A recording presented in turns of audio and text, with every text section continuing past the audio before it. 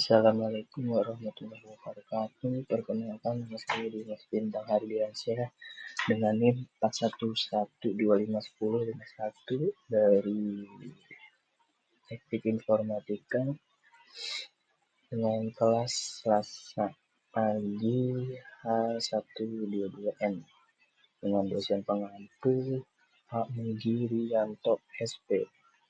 Oke, pada kali ini saya mau mempresentasikan tentang tugas besar bahasa Indonesia yang kedua, yaitu presentasi.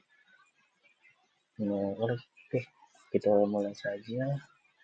Pada pembahasan kali ini saya akan membahas dinamika bahasa gaul, kreativitas remaja, dan tantangan bahasa Indonesia.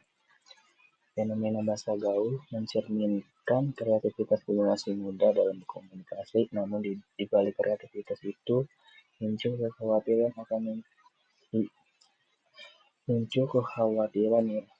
semakin berkurangnya penggunaan bahasa Indonesia yang baik dan benar dalam situasi formal. Oke, langsung saja. Yang kedua, latar belakang evolusi bahasa dalam era digital. Bahasa adalah sarana komunikasi utama manusia. Namun dengan seiring perkembangan zaman dan teknologi, bahasa mengalami dinamika yang tidak bisa dihindarkan. Ada terjadi perubahan dalam bahasa, ada yang kata-kata yang dalam KBBI itu ada kata-kata baru juga. Ya, seperti itu sih. Jadi ini pembahasannya. Selanjutnya, rumusan masalah mengupas tuntas bahasa gaul. Oke, penelitian yang saya buat ini bertujuan untuk memahami lebih dalam fenomena bahasa gaul dengan beberapa pertanyaan kunci atau definisi dan ciri-ciri apa yang dimaksud dengan bahasa gaul, bagaimana ciri-cirinya, terus dampak kebahasaan, bagaimana dampak bahasa gaul terhadap kebahasaan Indonesia, terus ketiga faktor pendorong, apa saja faktor yang menyebabkan maraknya penggunaan bahasa gaul di kalangan remaja. Yang keempat itu strategi penyeimbang apa yang bisa dilakukan untuk menyeimbangkan penggunaan bahasa gaul dan bahasa baku.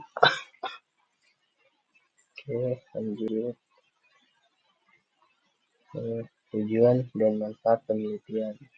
Tujuan penelitian ini untuk menjelaskan pengertian bahasa gaul secara linguistik dan sosial, terus mengidentifikasi faktor penyebab munculnya bahasa gaul, terus menganalisa dampak positif dan negatif bahasa gaul terhadap bahasa Indonesia, terus yang terakhir itu memberi solusi dalam menjaga kelestarian bahasa Indonesia. Oke ya, lanjut. Metodologi penelitian, pendekatan deskriptif kualitatif. Oke, penelitian ini menggunakan model deskriptif kualitatif untuk menggambarkan fenomena penggunaan bahasa gaul. Studi pusaka. Satu ini, studi pusaka mengumpulkan data dari buku linguistik, jurnal kebahasaan, dan artikel daring. Terus populasi sampel remaja usia 15 sampai 24 tahun di media sosial.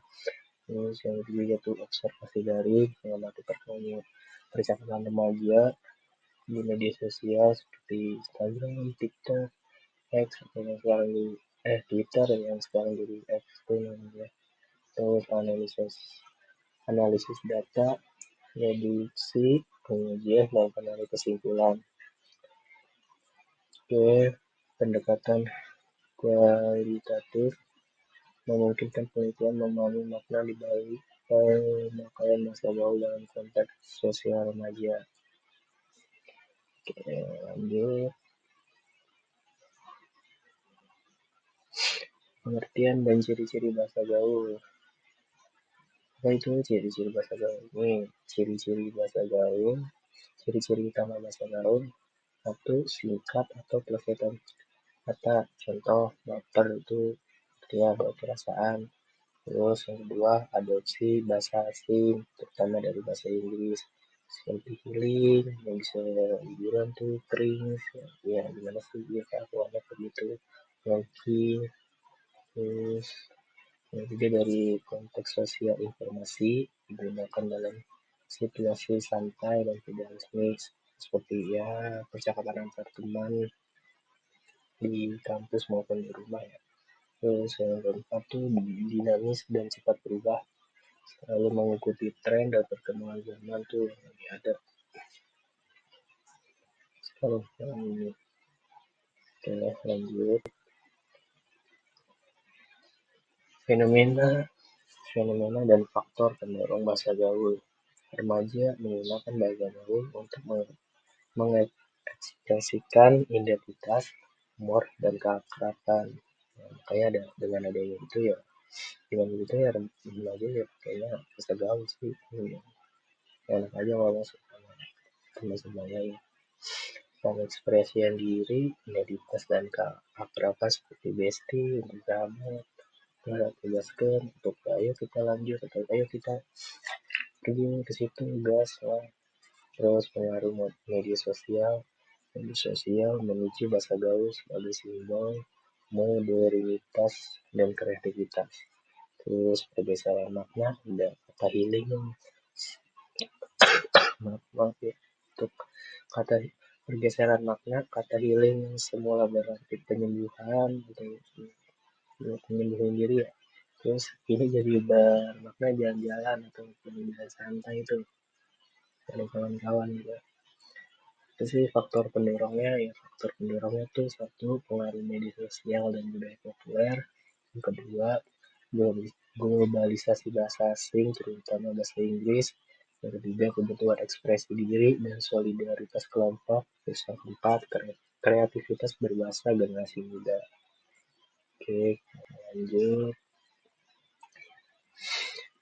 Apa sih dampak penggunaan bahasa gaul? Dampak penggunaan bahasa gaulnya tuh dari sisi positifnya ya, bisa ngeboost kreativitas naik. Terus stranger social world kayak semacam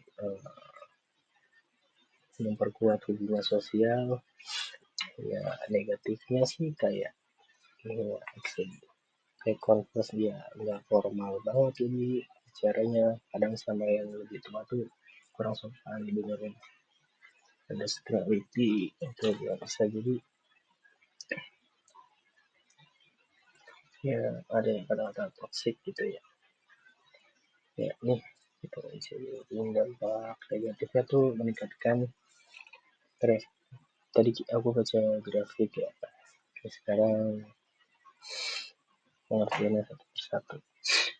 Dampak positif, satu tuh meningkatkan kreativitas linguistik yang tadi. Terus dua, mempererat hubungan sosial antar remaja. Terus yang ketiga, mendorong lahir kata baru yang dinamis dan fleksibel. Terus yang keempat atau yang terakhir, memperkaya ragam bahasa Indonesia. Terus dampak negatifnya, menurunkan kemampuan berbahasa baku atau formal. Terus yang kedua tuh menciptakan kesenjangan bahasa antar generasi. Ini antar generasi nanti bahasanya beda-beda, kayak nggak paham gitu itu ya, gitu. Terus yang ketiga tuh menyulitkan komunikasi dalam konteks formal tuh yang tadi itu yang pertama tuh. Terus yang keempat dan terakhir tuh perubahan makna-makna yang menyimpang dari kaidah aslinya. Ya, meskipun demikian, remaja umumnya mampu membedakan konteks formal dan non-formal, menunjukkan bahwa fenomena ini bukan ancaman besar asalkan diimbangi dengan pendidikan bahasa yang baik. Oke, kita lanjut. Oh, gimana sih upaya pelestarian bahasa Indonesia? Oke, kita cakap ya. Upaya pelestarian bahasa Indonesia itu melestarikan bahasa Indonesia bukan berarti menolak bahasa daerah, dan bahasa asli. Justru ketiganya harus berjalan seimbang, yaitu satu, penggunaan bahasa Indonesia yang baik dan benar, membiasakan diri menggunakan bahasa Indonesia sesuai kaidah IYD atau ejaan yang disempurnakan,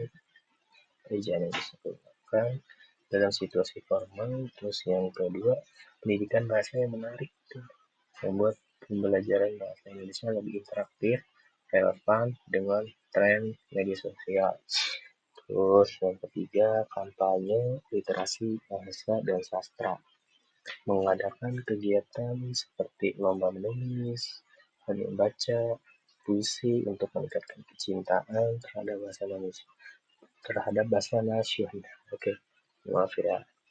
Nomor 4, pemanfaatan media digital, mempopulerkan bahasa Indonesia melalui konten kreatif di vlog, podcast, di media sosial lainnya. Terus yang kelima, pembakuan dan pembaruan kosakata, Badan Bahasa terus memperbarui KBBI untuk menampung kata-kata baru seperti kata mager, baper atau mager. Mungkin nggak ada tuh baper dan mager dalam KBBI. Terus yang keenam, peran pemerintah dan media sosial. Itu bisa menjadi teladan ya dalam penggunaan bahasa Indonesia yang baik dan dokumen resmi dan publikasi. Ya kalau media itu kayak koran atau berita-berita yang bisa diakses secara digital. Terus yang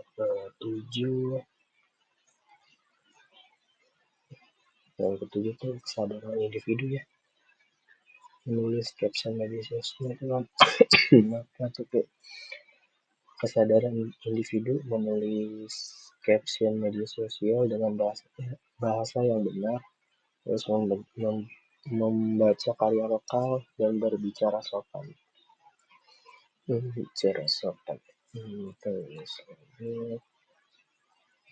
Terlanjut nih yang terakhir nih, kesimpulan dan saran menjaga keseimbangan bahasa.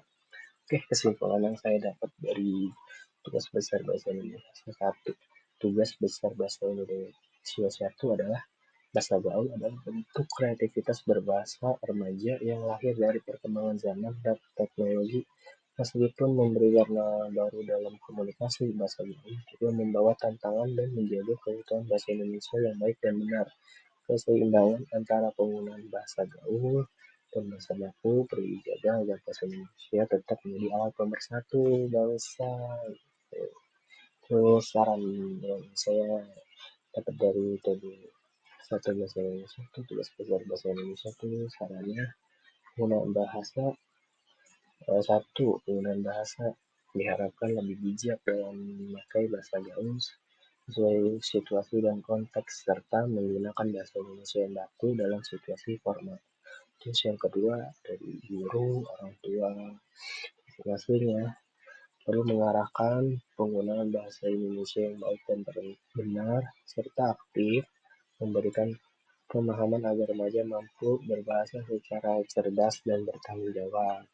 Terus yang kelima tuh dari pemerintah, mungkin melalui lembaga bahasa perlu mengadakan kampanye literasi berbahasa untuk pengenalan, untuk meningkatkan kesadaran terus kesimbangan bahasa nasional. Mungkin itu aja dan saya. Terima kasih untuk Pak Mugi, ya Mugianto.